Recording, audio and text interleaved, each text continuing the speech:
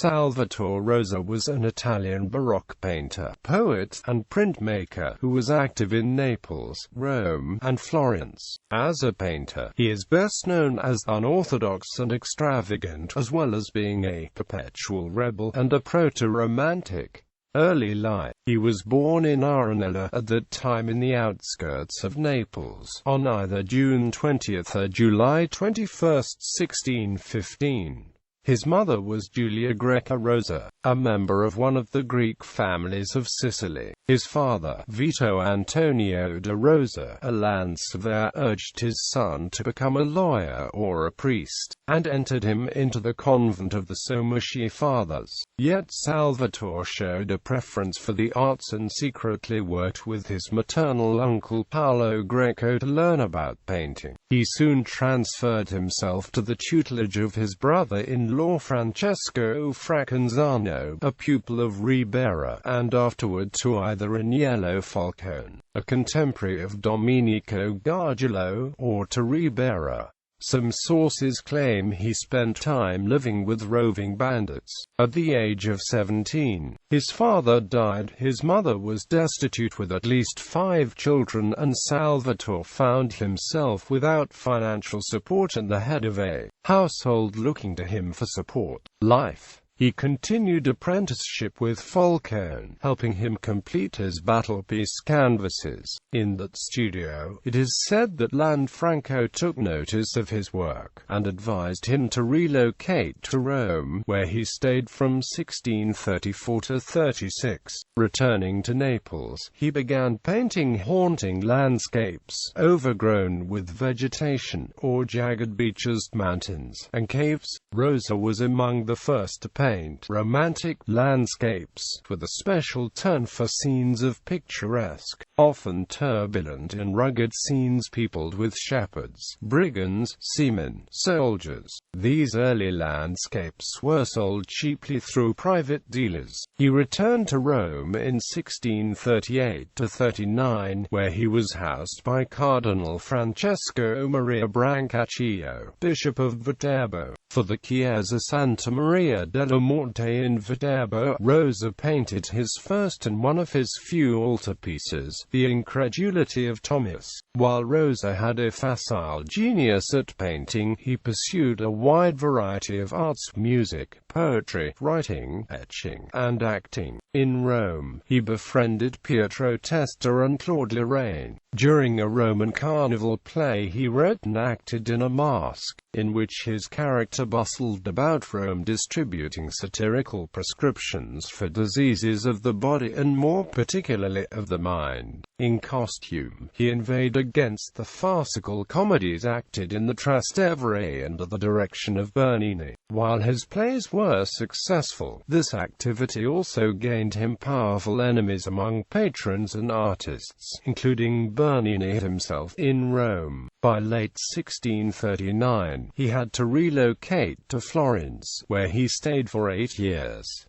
In part, he had been invited by Cardinal Giancarlo de' Medici. Once there, Rosa sponsored a combination of studio and salon of poets, playwrights, and painters, the so-called Accademia dei Percassi. To the rigid art milieu of Florence, he introduced his canvases of wild landscapes. While influential, he gathered few true pupils. Another painter-poet, Lorenzo Lippi, shared with Rosa the hospitality of the cardinal and the same circle of friends. Lippi encouraged him to proceed with the poem Il Malmentale Racquistato. He was well acquainted also with Hugo and Giulio Maffei, and was housed with them in Volterra, where he wrote 4 satires: music, poetry, painting, and war. About the same time he painted his own portrait, now in the National Gallery, London. In 1646 he returned to Naples, and appears to have sympathized with the 1648 insurrection of Masaniello, as a passage in one of his satires suggests. Whether he participated in the insurrection is unknown. It is alleged that Rosa, along with other painters, Coppola, Paolo Porpora, Domenico Gargiulo, Pietro Delpo, Marzio Masturzo, The two Vaccaria and Cadogna, all under the captaincy of Agnello Falcone, formed the Compagnia della Morte, whose mission it was to hunt down Spaniards in the streets, not sparing even those who had sought religious asylum. He painted a portrait of Masaniello, probably from reminiscence rather than life. On the approach of Don Juan de Austria, the blood-stained Compagnia dispersed. Other tales recount that from the he escaped and joined with brigands in the Abruzzi, although this incident cannot be conveniently dovetailed into known dates of his career. In 1846, a famous romantic ballet about this story titled Caterina was produced in London by the choreographer Jules Perrault and composer Cesare Pugni. He returned to stay in Rome in 1649.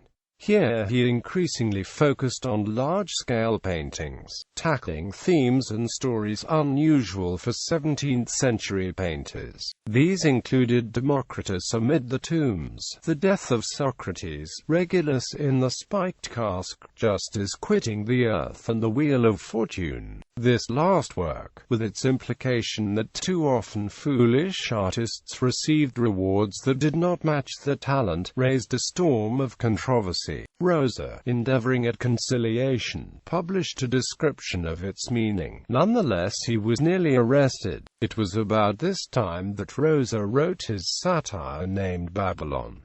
His criticisms of Roman art culture won him several enemies. An allegation arose that his published satires were not his own, but stolen. Rosa indignantly denied the charges, but one must admit that the satires deal so extensively and with such ready manipulation of classical names, allusions and anecdotes, that one is rather at a loss to fix upon the period of his busy career at which Rosa could possibly have imbued his mind with such a multitude of semi-erudite details. It may perhaps be legitimate to assume literary friends in Florence and Volterra coached him about the topic of his satires, the compositions of which remained nonetheless his own. To confute his detractors, he now read the last of the series, entitled Envy. Among the pictures of his last years were the admired Battlepiece and Saul and the Witch of Endor, now in the Musée du Louvre, painted in 40 days, full of long-drawn carnage, with ships burning in the offing, Polycrates and the Fisherman, and the Oath of Catiline. While occupied with a series of satirical portraits to be closed by one of himself, Rosa was assailed by dropsy. He died a half-year later. In his last moments he married a Florentine named Lucrezia, who had borne him 2 sons, one of them surviving him, and he died in a contrite frame of mind. His tomb is in Santa Maria degli Angeli dei Martiri, where a portrait of him has been set up. Salvator Rosa, after struggles of his early youth, had successfully earned a handsome fortune. He was a significant etcher, with a highly popular and influential series of small prints of soldiers, and a number of larger and very ambitious subjects. Among his pupils were Evangelista Martinotti of Monferrato and his brother Francesco. Another pupil was Ascanio della Penna of Perugia. Legacy. Rosa's most lasting influence was on the later development of romantic and picturesque traditions within painting. As Whitcover states, it is in his landscapes, not his grand historical or religious dramas, that Rosa truly expresses his innovative abilities most graphically. Rosa himself may have dismissed them as frivolous capricci in comparison to his other themes, but these academically conventional canvases often restrained his rebellious streak. In general, in landscapes he avoided the idyllic and pastoral calm countrysides of Claude Lorraine and Paul Bril, and created brooding, melancholic fantasies, awash in ruins and brigands. By the 18th century, the contrasts between Rosa and artists such as Claude was much remarked upon. A 1748 poem by James Thompson, The Castle of Indolence, illustrated this.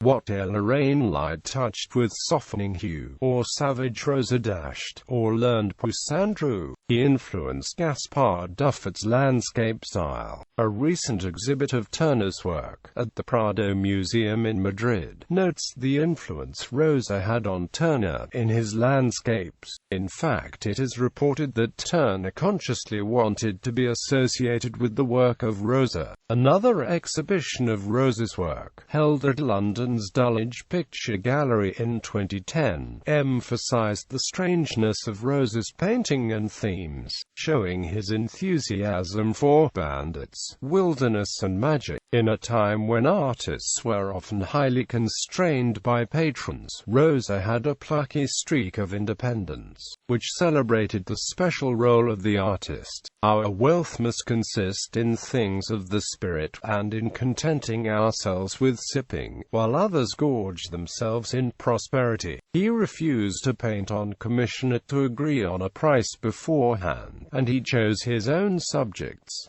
In his own words, he painted, purely for my own satisfaction.